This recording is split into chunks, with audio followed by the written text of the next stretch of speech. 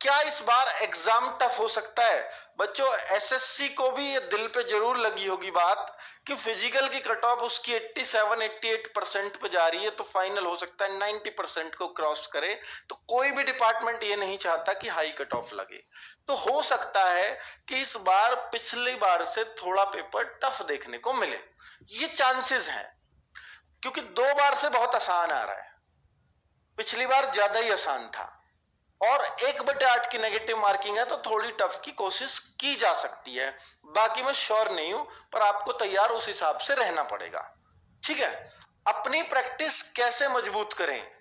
Practice मजबूत करो practice set से और सेल्फ स्टडी करो बुक से। और अगर आप कोर्स कर रहे हो तो सिर्फ कोर्स को करो और जो टीचर आपको बोल रहा है वो इंस्ट्रक्शंस हैं। ठीक है, उतना करिए। और बच्चे, टॉपर बच्चे अलग क्या करते हैं?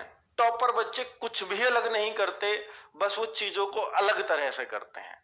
आप करते हो कि बस चीजें एक बार पढ़ ली, वो नहीं। एक बार पढ़ी हुई कभी एग्जाम में काम नहीं आएंगी। आपको चीजें 10 बार पढ़नी पड़े तो 10 बार पढ़ूंगा, 20 बार पढ़नी पड़े तो 20 बार पढ़ूंगा, तो ही आपका सिलेक्शन होगा। और बच्चे, कोई भी क्वेश्चन है ना, आपने मैथ्स में करा, आपको बहुत अच्छे से आ भी गया, तो अगर वो आपके एग्जाम में आ गया ना, तो वो अगर आपने 1 या 2 बार किया हुआ है तो समय ज्यादा लेगा हमेशा। मॉक टेस्ट इसलिए दिलाए जाते हैं, आपको क्वेश्चन आता तो है पर समय बहुत ज्यादा लग रहा है। उसको कैसे कम करें कि कोई क्वेश्चन अगर आपने कई बार किया है एग्जाम में, वही आपका है, वरना कोई आपका नहीं है। तो किसी भी बुक को, अगर आप मैथ्स पढ़ रहे हो या रीजनिंग पढ़ रहे हो, तो उस बुक को कम से कम 3 बार करना, कम से कम 3 बार। मेरी बात याद रखना बच्चों, ये बात बहुत काम आएगी आपको एग्जाम में। वरना ऐसा लगेगा कि ये क्वेश्चन पढ़ा तो था पर हो क्यों नहीं रहा, इसको मैं यहां से भूल रहा हूं, इसका ये फॉर्मूला और याद आ जाए तो मजा आ जाए। ऐसी चीजें अगर दिमाग में आ रही हैं, इसका मतलब आपने उस सवाल को कम बार किया है। और हर बच्चा जो टॉपर बनता है, उनसे आप पूछो, उन्होंने एक एक बुक को कई कई बार पढ़ा होता है। बस इतना ही फर्क है।